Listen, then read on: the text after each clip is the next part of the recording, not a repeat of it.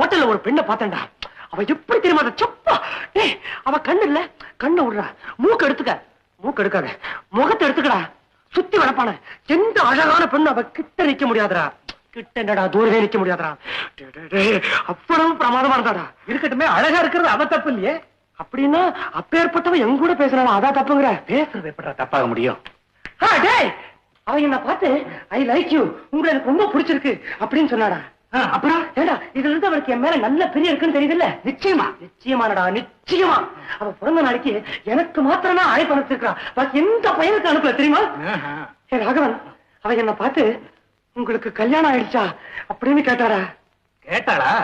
சரமா கேட்டுட்டு சும்மாதான் கேட்டேன் அப்படின்ட்டாடா. சிரிச்சு மழுப்பிட்டாளாக்கா? டேய் காலேஜ்னு ஒண்ணு இல்லன்னா பொழுது போற தெரியாம எவ்வளவு மணி நேரம் வேணா உங்க கூட பேசிட்டு இருப்பேன் அப்படின்னு சொன்னாடா. சுந்தரம் சந்தேகமே இல்ல. டேய் முக்கியமான விஷயம், ஒரு ஃப்ரெண்டோட ஹோட்டலுக்கு வந்துவா ஹேண்ட்பேக் இல்ல கைப்பை அதை மறந்து வச்சுட்டு அதுக்காக இன்னொரு தடவை வந்துட்டு போயிருக்காடா. தனியா தானே வந்தா? ஆமா, ரெட்டை தடிய வெளியே விட்டுட்டா.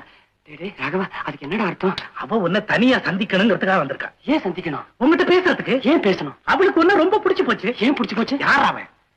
அவ உன்னை காதலிக்கிறான். இன்னொரு தடவை சொல்லு. அவ உன்னை காதலிக்கிறாடா. எழுதி கொடுறா.